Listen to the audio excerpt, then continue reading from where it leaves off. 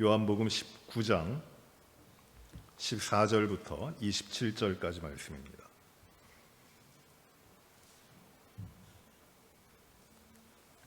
한 절씩 교독해 보십니다. 14절입니다. 이날은 6월절의 준비일이요 때는 제6시라. 빌라도가 유대인들에게 이르되 보라 너희 왕이로다.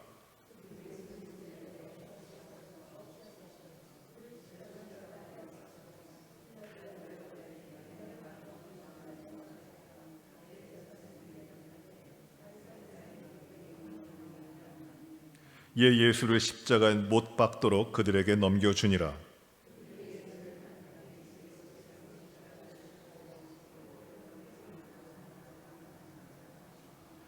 그들이 거기서 예수를 십자가에 못 박을새 다른 두 사람도 그와 함께 좌우편에 못 박으니 예수는 가운데 있더라.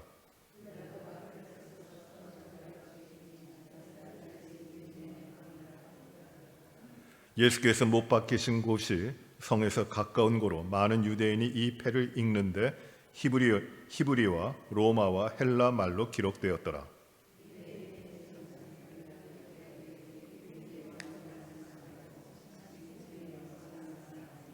빌라도가 대답하되 내가 쓸 것을 썼다 하니라.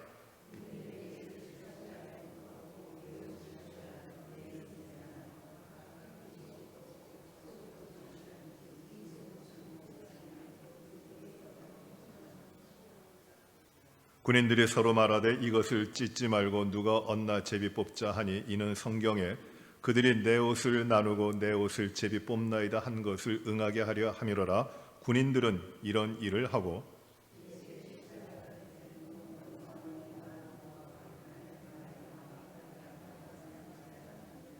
예수께서 자기의 어머니와 사랑하시는 제자가 곁에 서 있는 것을 보시고 자기 어머니에게 말씀하시되 여자여 보소서 아들이니이다 하시고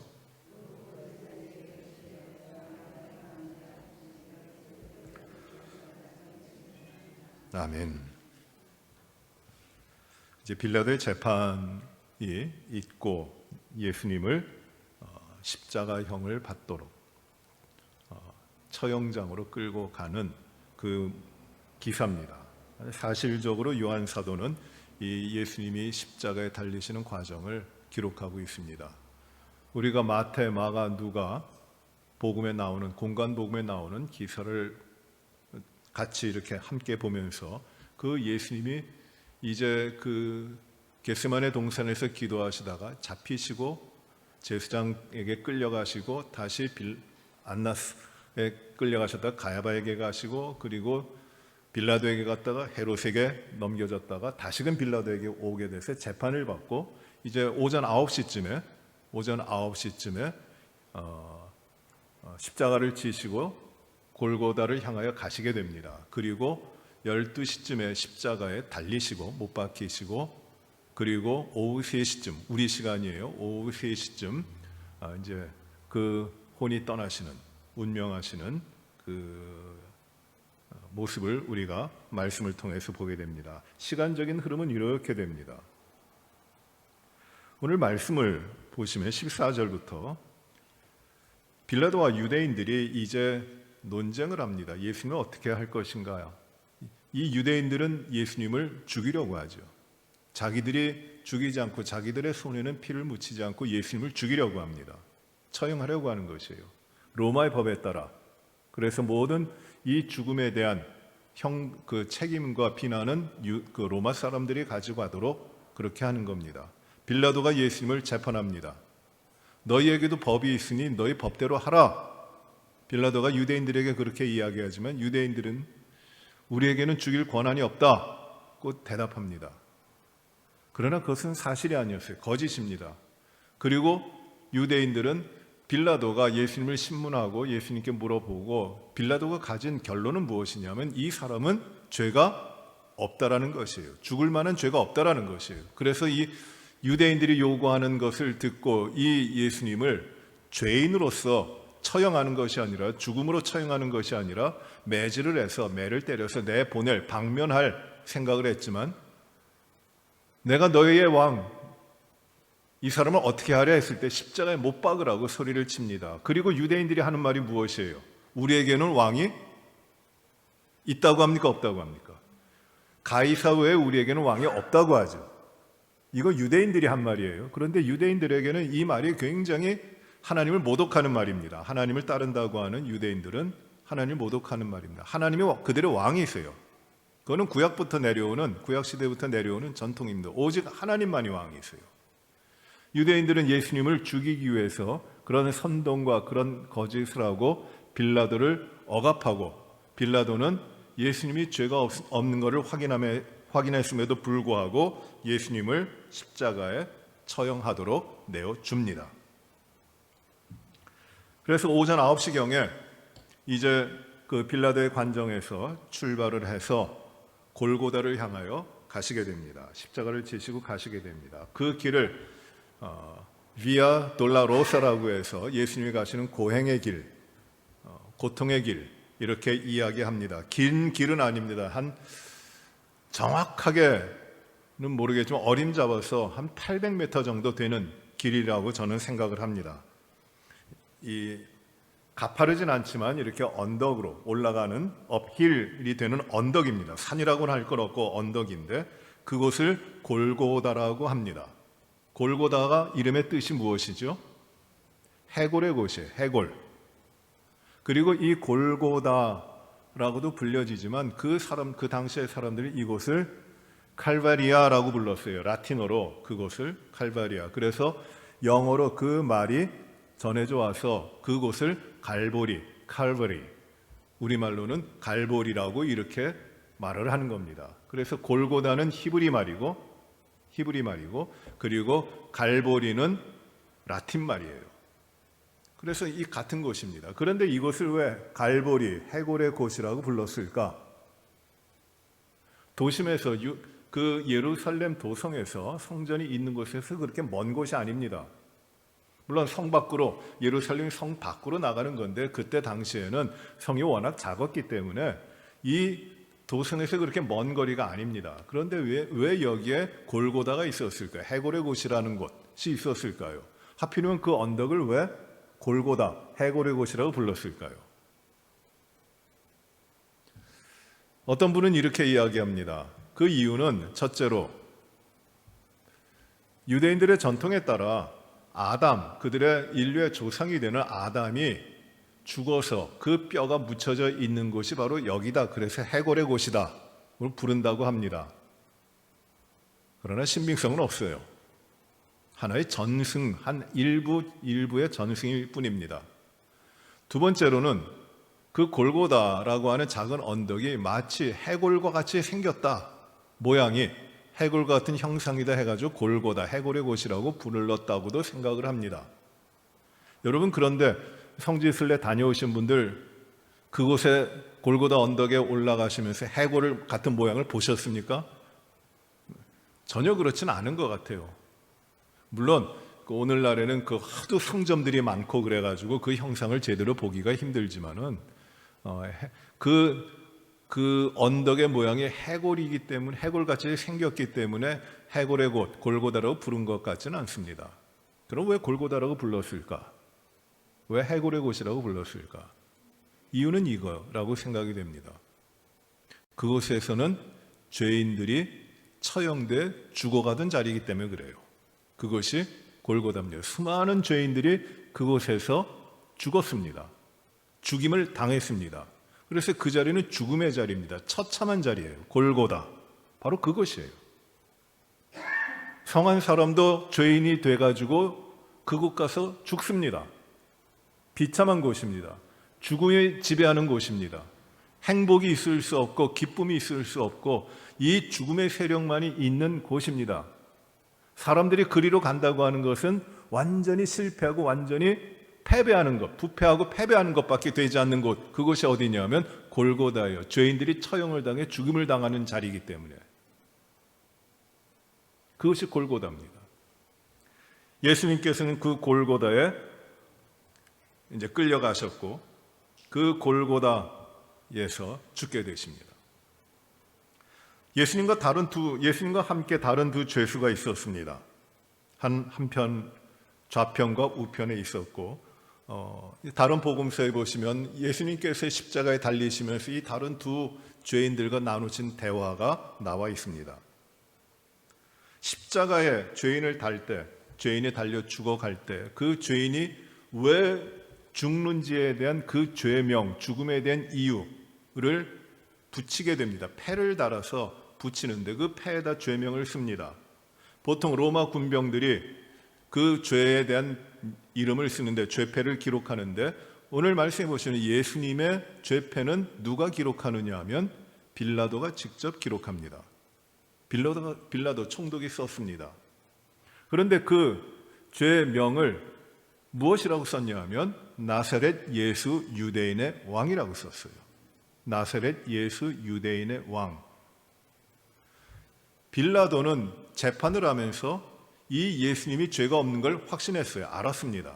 그러나 유대인들의 이 억압과 유대인들의 소동이 일어날 것 같은 것, 그리고 이 예수를 자기가 왕이라고 한 예수를 처형하지 않으면 이것은 가이사, 로마 황제에 대한 반역이라고 하는 것에 대한 그렇게 윽박지르는 그 유대인들에게 굴복하여 죄가 없음에도 불구하고 이 예수님을 유대인들에게 십자가형으로 내어 준 것이에요. 그리고 빌라도가 죄패를 쓰는데 무엇이라고 썼냐면 나사렛 예수 유대인의 왕이라고 씁니다. 자신이 쓰고 있는 라틴어로만 쓴 것이 아니라 또 유대인들이 그 당시에 말하고 있었던 그 히브리 말로 쓴 것이 그것만으로 쓴 것이 아니라 그 당시에 세계 모든 사람이 읽을 수 있는 헬라어로도 쓴 것이에요. 3개 국어로 쓴 겁니다. 히브리어, 라틴어, 로마어, 그리고 헬라어입니다. 직접 빌라도가 쓴 것입니다. 그래서 그곳에 많은 사람이 지나다니기 때문에 이 모든 사람들이 어디서 왔든지 이 예수님의 십자가 앞에 쓰여져 있는 죄패를 보고 누구나 다 이 예수는 나사렛 예수 유대인의 왕이라는 것을 읽을 수가 있게 됩니다. 예수님을 고소하고 십자가에 못 박아 죽이려고 하는 이 유대인들은 대제사장 무리를 중심으로 해서 빌라도에게 가서 항의를 합니다. 이 사람이 죄인인데 왜 유대인의 왕이냐? 나사렛 예수 유대인의 왕이냐? 잘못됐다. 고쳐라. 그 앞에 자칭이라는 말을 써달라. 나사렛 예수 유대인의 왕이 그것 때문에 죽는 것이 아니라 자칭 스스로 그렇게 말을 했기 때문에 죽는 것이다 라고 하는 겁니다. 그렇게 바꿔달라고 합니다. 철저하게 예수님을 받아들이지 않는 겁니다. 거기에 대해 빌라도가 무엇이라고 대답합니까? 빌라도가 대답하는 말은 내가 쓸 것을 썼다 대답하는 겁니다. 내가 쓸 것을 썼다. 22절에 그렇게 하죠. 아주 간단하게 이야기합니다. 내가 쓸 것을 썼다. 내가 아는 대로, 내가 써야 하는 대로 그것을 썼다. 즉 무엇이에요? 너희가 고소하여 너희가 죽이려고 하는 이 예수는 나사렛 예수 유대인의 왕이다. 그것을 빌라도가 확증하는 겁니다. 자신은 비록 이 예수님을 십자가에 죽게끔 내어줬지만 그러나 예수님은 나사렛 예수 유대인의 왕이라는 것을 확증하는 겁니다. 내가 쓸 것을 썼다. What I have written, I have written. 이렇게 썼어요. 영어로. 그렇게 빌라도가 쓰고 예수님께서 이 십자가에 달리십니다. 12시쯤 6시 정도, 그 유대 시간으로 6시 정도에 십자가에 달리십니다. 로마 군병들이 십자가 처형을 할 때 로마 군병이 4명이 붙게 되는데 이 4명이 십자가 세워진 그 십자가에다 예수님을 묶어서 그리고 십자가를 세우게 됩니다. 그리고 이 처음에 뉘어져 있는 십자가에 예수님을 묶고 거기다가 이제 못을 박고 예수님의 몸에 못을 박고 못 박히신 예수님을 이제 줄로 당겨서 십자가를 당겨서 세우게 됩니다. 그리고 십자가 예수님이 달리시고 그리고 다른 두 죄수가 양옆에 십자가에서 죽어가고 있을 때 이 로마 군병들은 낄낄거리고 십자가에 달려 죽는 자들의 소지품들, 그 물품들을 나누기를 시작을 합니다.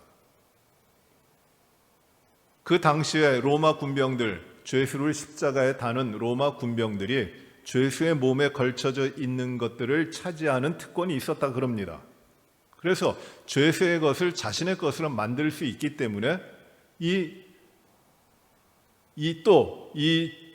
죽을 죄인들이, 죄로 말미암아 죽을 사람들의 물품들, 그들의 옷가지라든지 그것이 행운을 가져온다고 미신적으로 믿었다는 이야기도 있습니다. 그래서 그들은 별거 아닌 것 가지고 그 죽어가는 사람들의 것을 다 베껴가지고 자신들이 차지하는 것이에요. 그래서 이 4명의 로마 군병들이 어떻게 합니까? 그 예수님의 몸에 있는 것을 4깃으로 나눕니다. 4깃으로 나눴다는 말은 4개로 쪼갰다는 말이 아니에요. 이 깃은, 깃이라는 말로 우리말에 번역되는데, 이 깃이라는 말은 inheritance입니다. 나눠 가지는 것이에요. 물려받는 것이에요. 즉 예수님이 십자가에 달리실 때 그 몸에 걸치고 있었던 겉옷이 있어요. 그리고 이 허리에 두르는 띠가 있습니다. 그리고 머리에 쓰는 두건과 발에 신는 샌들, 신발이 있어요. 이 4가지를 겉옷과 허리띠와 두건과 샌들, 신발을 4가지를 이 4명의 로마 군병들이 나눠 가지는 것이에요. 그래 한 가지가 남아요. 무엇이 남느냐 하면 무엇입니까? 속옷이 남아요. 23절을 보시면 군인들이 예수를 십자가에 못 박고 그의 옷을 취하여 4깃에 나눠 각각 한 깃씩 얻고 속옷도 취하니 이 속옷은 호지 아니하고 위에서부터 통으로 짠 것이라. 그러니까 이 평평하게 천을 짜갖고 붙인 것이 아니라 이 붙임이 없도록, 이음새가 없도록 위에서부터 통으로 짠 것이에요. 그 속옷입니다.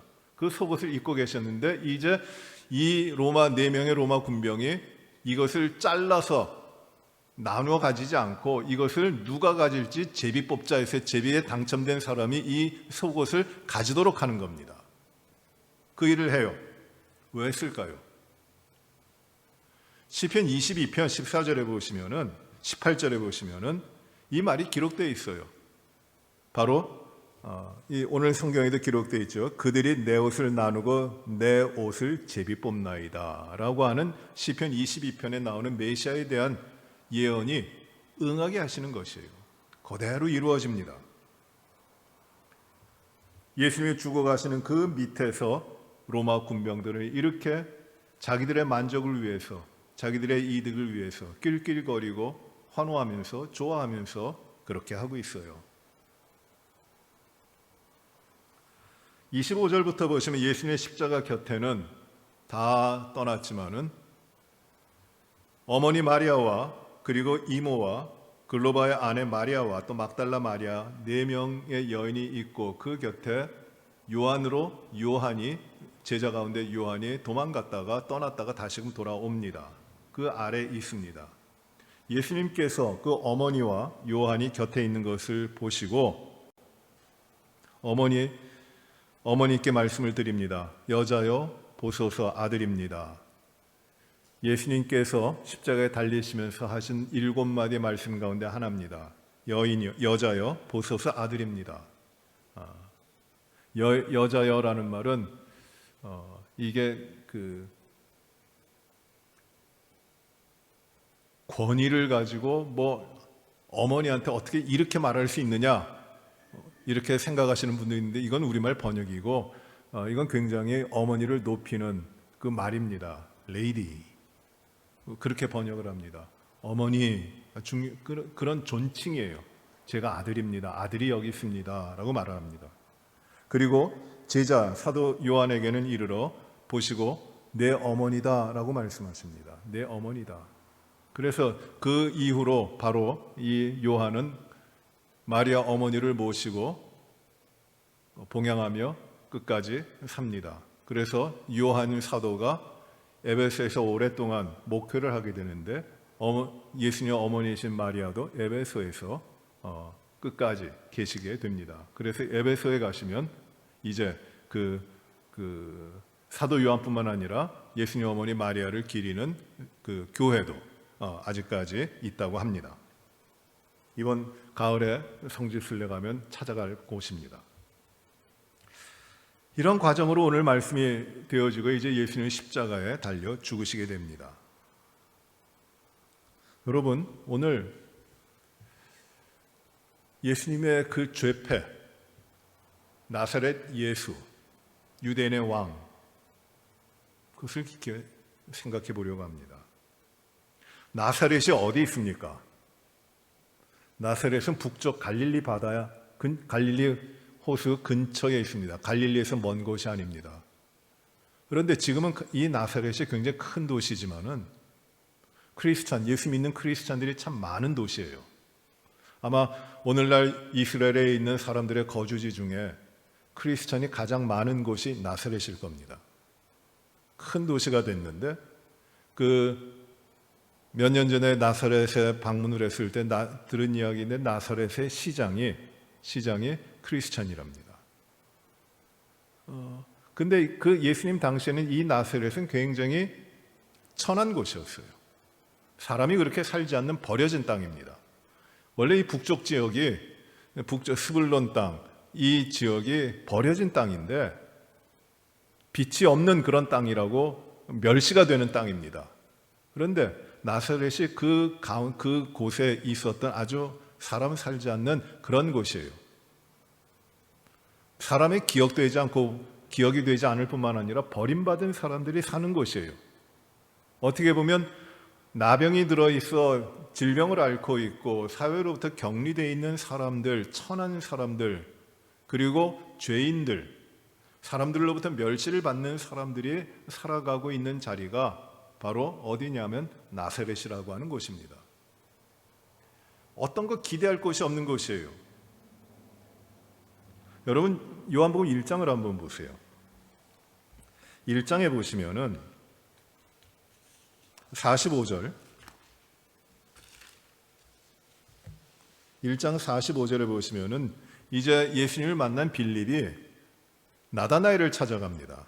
45절에 빌립이 나다나엘을 찾아 이르되 모세가 율법에 기록하였고 여러 선지자가 기록한 그 일을 우리가 만났다 하고 이야기하죠. 그 이가 누굽니까?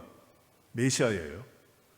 빌립이 지금 나다나엘을 찾아가서 기쁜 소식을 전하는 겁니다.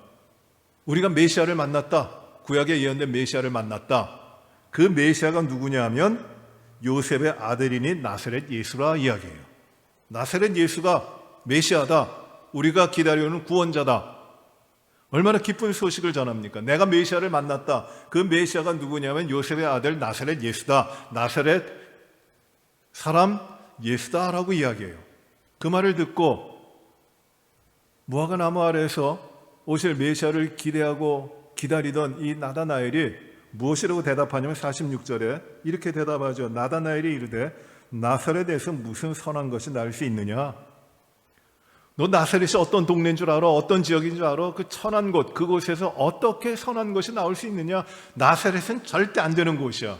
버림받은 곳, 죄인들이 있는 곳, 썩어진 곳, 빛이 없는 곳, 억압과 멸망이 있는 곳, 그 자리가 나사렛인데 거기서 어떻게 메시아가 나올 수 있느냐? 나다나엘의 반응이 그거예요. 바로 그런 자리가 나사렛이라고 하는 곳이에요. 버림받은 자리입니다.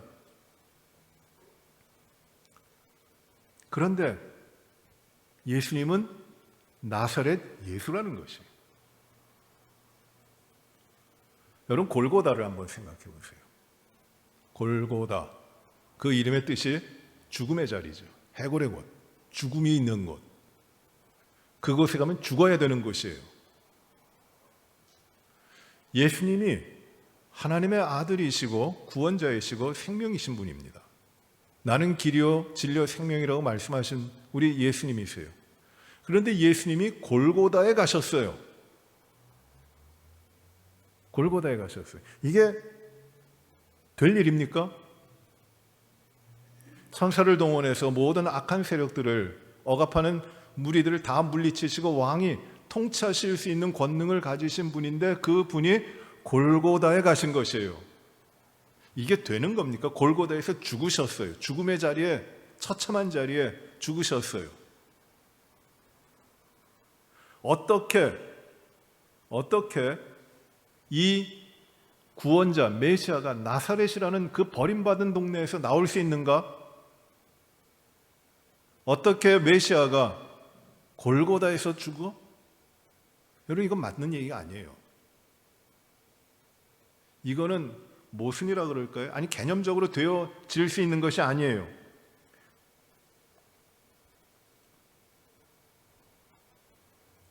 나사렛이라고 하는 곳, 그것은 왜 죽음의 자리고, 왜 부패의 자리고, 왜 멸망의 자리고, 죄인들의 자리냐면 그것은 그렇게 썩어 있는 가치에 의해서 진 자들이기 때문이에요.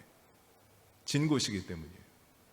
세상의 가치에 의해서, 세상의 판단에 의해서 정죄돼서 죽는 자리가 바로 골고다예요.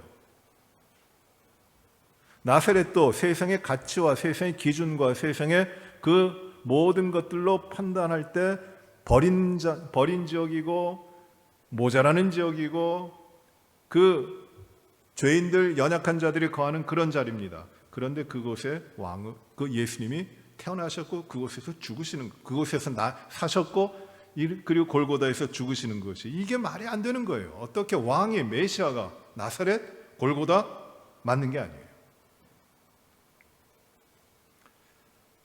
그 당시의 사람들에게 이렇게 한번 물어보면 어떨까요? 오늘 우리에게도 해당하는 말이에요. 여러분이 하나님의 아들 예수님을 구주로 믿으십니까? 구주라고 생각하십니까? 하나님의 아들이신 예수님이. 그 대답은 그렇게 어렵지 않아요. 왜? 하나님의 아들이시니까.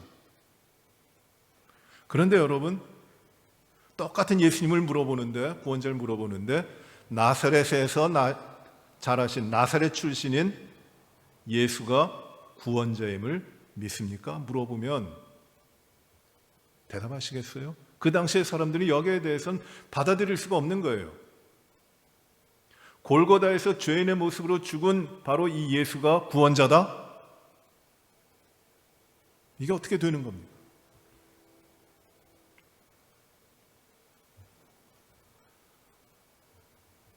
세상의 가치, 세상의 판단,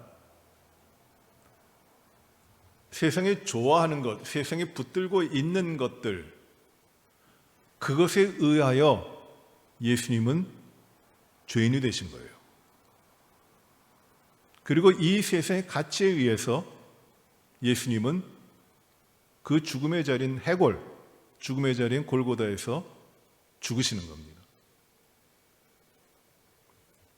발가벗겨져서 십자가에서 죽으십니다. 골고다에서. 비천한 모습이에요. 아무런 흠모할 것도 없고 바라볼 것도 없는 비천한 모습으로 골고다에서 예수님은 죽으십니다. 살지 못하시고 죽으십니다. 비참하게 죽으십니다. 이 세상에서 예수님은 죽어 마땅하다고 형벌을 받는 거예요. 이 세상의 가치에 따르면 예수님은 살아갈 수 없는 죄인이 되는 것이에요. 그 자리가 어디냐면 골고다예요.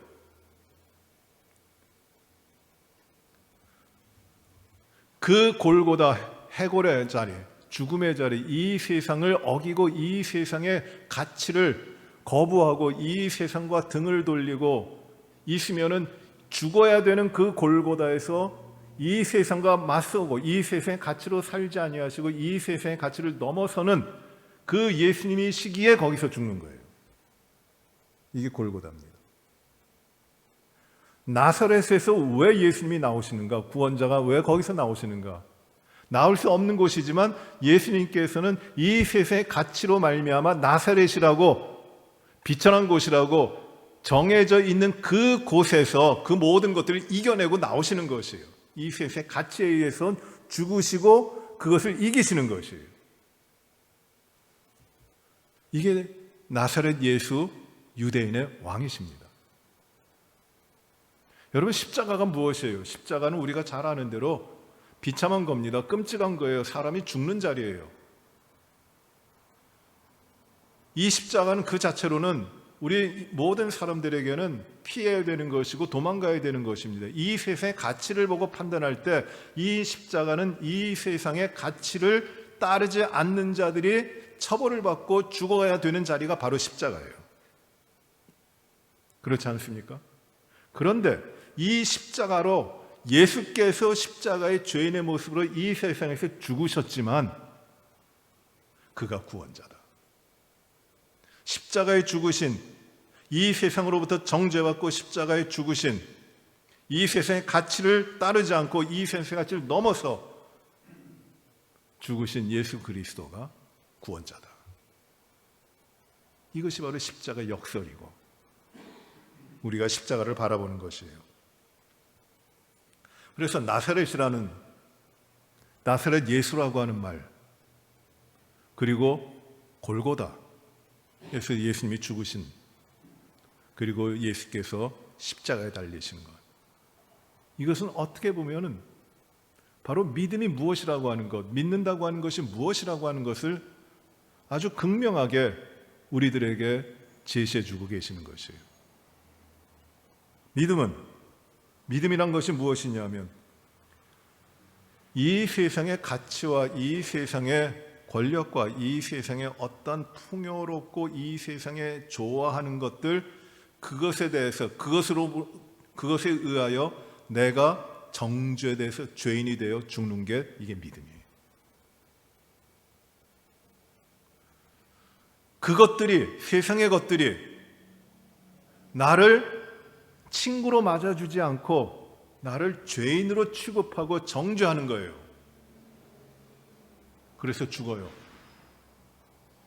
세상 가운데 살지 못하고 이 세상으로 말미암아 이 세상에 의하여 내가 죽음을 당합니다.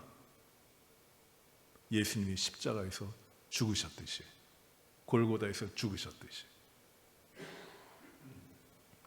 세상의 가치관에 의해서 이 세상에 좋아하는 것들을 따라서 내가 한번 이 세상 가운데서 이 세상의 의인이 되고자 했던 것이 아니라 이 세상에서 내가 안락과 편안함을 더 누리는 그런 삶을 살아가려고 했던 것이 아니라 내가 이 세상에서 높이 올라가고 이 세상에서 더 풍족해지고 이 세상에서 내 영향력이 커지고 이 세상에서 내가 잘 되고 이 세상에서 내가 더 넉넉하게 되고 하는 이 세상의 횡행한 가치에 의해 가지고 내 삶이 살아가려고 하는 그것이 아니라, 그 가운데 인정받고 그 가운데 나의 의를 드러내 보이려고 하는 것이 아니라 그 자리에서 나는 죽고 그것으로 살지 않고 내가 그곳에서 세상에 의하여 내가 죽임을 당하는 자리가 나의 믿음의 자리라는 것이에요.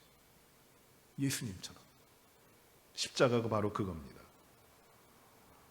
세상에서의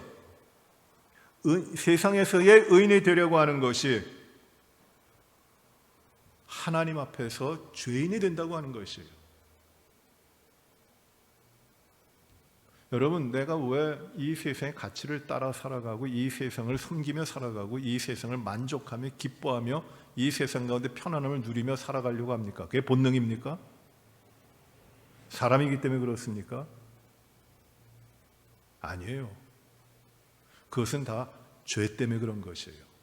내가 왜 이 세상에서 이 세상의 가치를 누리고 잘 되려고 하고 이 세상에서 잘 되려고 하고 권력을 누리고 지배하려고 하고 나의 의를 나타내려고 합니까?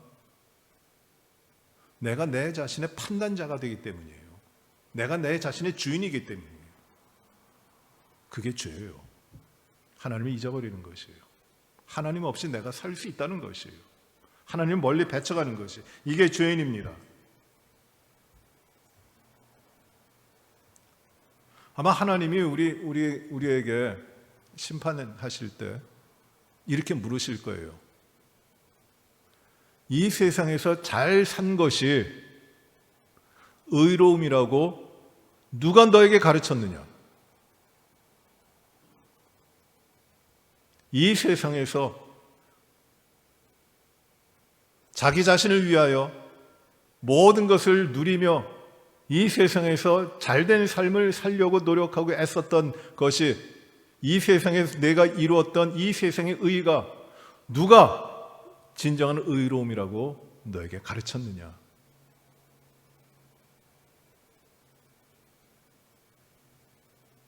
하나님이 심판하시는, 하나님의 기준에 맞지 않은 심판하시는 그 기준은 바로 이겁니다. 세상의 가치관에 대하여 죽었느냐? 아니면 세상의 가치관과 이 세상의 것들로 말미암아 살았느냐? 여러분, 예수님을 믿는다고 하는 것은, 나에게 믿음이 있다고 하는 것은 엄청난 본질적인 나의 변화인데, 그것은 어떤 변화냐면 이 세상에 대해서 예수 그리스도로 말미암아 죽는 것이에요. 세상에 대해 내가 못 박혀 죽는 것이에요.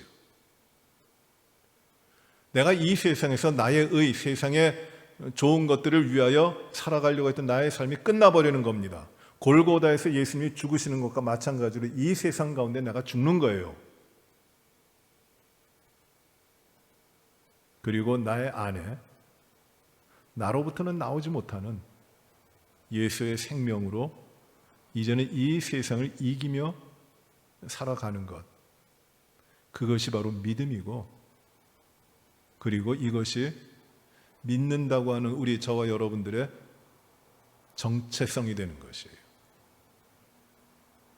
어떤 생활, 어떻게 하느냐, 어떤 태도를 가지느냐, 무슨 행위를 하느냐가 믿음을 결정하는 것이 아니에요. 믿음은 바로 이런 것이에요.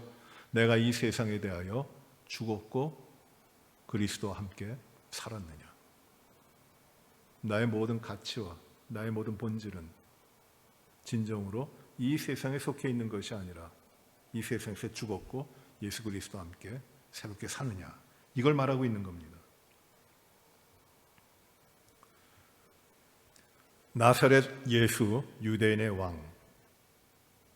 이건 말이 안 되는 거예요. 나사렛 어떻게 거기서? 그러나 예수님은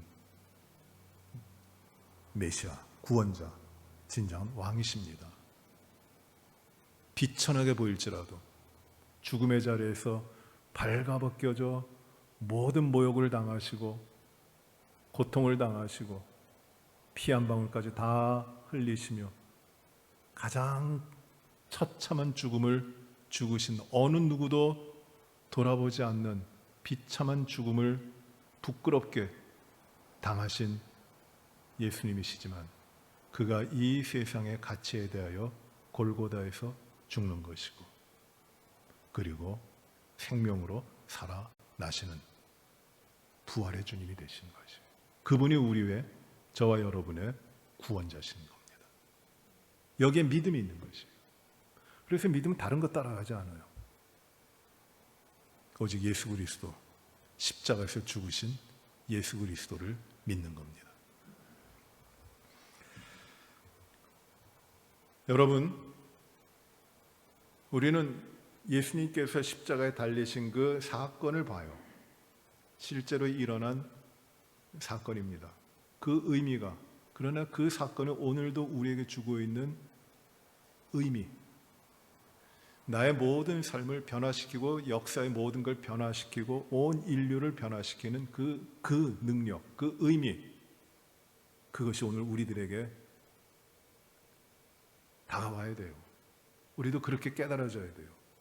여러분, 나사렛 예수가 바로 나사렛의 예수님이 나의 구주이심을 우리가 고백한다면, 어떤 예루살렘에 떵떵거리며 나타나는 왕들의 모습이 아니라 비천한 나사렛이지만 그 나사렛 예수가 나의 구원자이심을 고백한다면 이게 믿음이에요.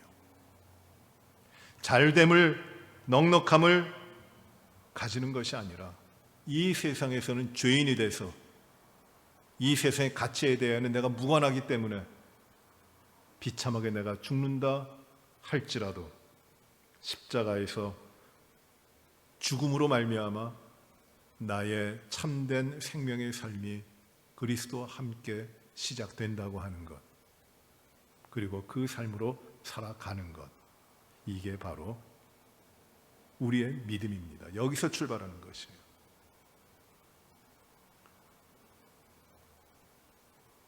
교회가 오늘날 교회가 연약해지는 이유, 믿음이 연약해지는 이유는 어디에 있느냐 하면 행위에 있어요. 굉장히 행위를 강조합니다. 그 행위라는 것이 선한 일뿐만 아니라 이렇게 믿어야 된다, 이런 걸 해야 된다, 이렇게 뭐 해야 된다 그런 게 너무 많아요. 어떤 그 이단적인 그 잘못 가르치는 교회들, 그리고 또 어떤 그런 뭐 이단은 아닐지라도 그런 쪽으로 흘러가는 그런 교회들 보면 너무 잘못되는 것이 무엇이냐면 이런 어떤 걸 우리가 해야지, 이렇게 해야지, 이런 은사도 내게 있어야지, 내가 이런 봉사를 해야지, 내가 하나님 앞에 이렇게 헌신돼야지, 이걸 믿음이라고 이야기해요. 그걸 잘해야 된다고 합니다.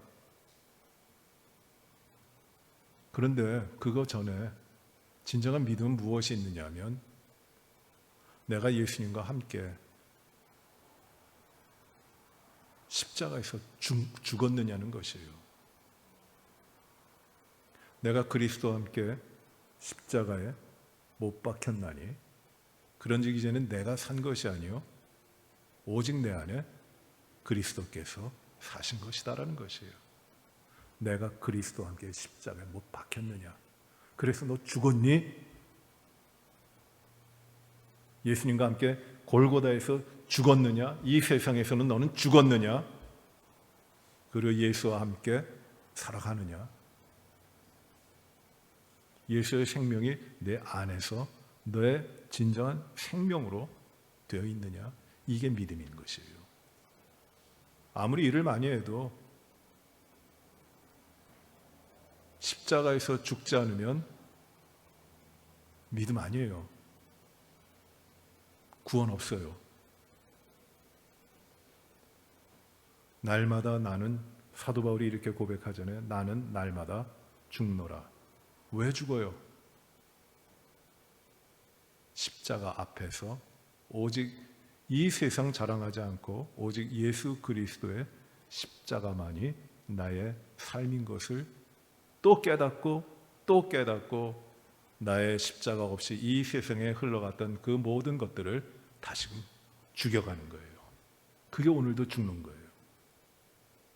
그래서 오늘도 내가 십자가를 지고 갑니다. 십자가 지고 간다 그러면 뭐 어떤 고통과 고난과 어떤 무거운 짐을 생각하시는데 여러분 아니에요. 그 짐은 주님이 지시는 것이고 우리가 십자가를 진다고 하는 것은 십자가에서 죽는 거예요. 십자가 진 사람이 어떻게 짐을 집니까? 죽는 거지. 오늘 우리 십자가에 달리시는 주님을 우리가 보면서 나사렛 예수, 그가 나의 구원자, 나의 생명 되신 주님이심을 우리가 깊이 깨닫고 오직 십자가로 말미암아 살아가는 우리 모두가 되시기를 바랍니다. 기도합시다. 은혜로우신 아버지 하나님, 예수 그리스도 죽으신 십자가, 골고다 언덕에 세워진 그 십자가, 죽음과 멸망과 멸시, 천대와 비천함, 어느 누구도 돌아보지 않는 그 골고다에 예수님께서는 죄인의 모습으로 십자가에서 죽으셨고, 그러나 그 죽음은 이 세상이 정죄하여 죄 없으신 예수님을 죽인 죽음이고, 예수님은 이 세상이 이기지 못하는 생명으로 다시 살아나셨고, 이 세상을 향하여 나아가신 것이 아니라 오직 이 세상을 이김으로 우리 믿는 자들에게 오직 십자가를 지고 이 세상에서 죽어 예수의 생명으로 살 것을 보여주시고 그 길을 인도해 주셨음을 저희가 말씀으로 깨닫습니다. 우리의 삶에 가장 중요한 것이 무엇이고 우리가 가야 할 길이 어디에 있을까요? 예수님 죽으신 그 골고다의 십자가가 오늘 저의 십자가가 되고 이 세상의 자랑이 다 내려지고 세상에 정죄받아 죽고 그리고 오직 참되신 주의 생명으로 살아가는 십자가의 백성들 되게 하여 주시옵소서. 우리가 구하고 바라고 소원하며 사는 그 모든 것들이 오직 예수 그리스도의 십자가에서 죽는 우리들의 삶이 되게 하여 주시옵소서. 예수님 이름으로 기도하옵나이다. 아멘.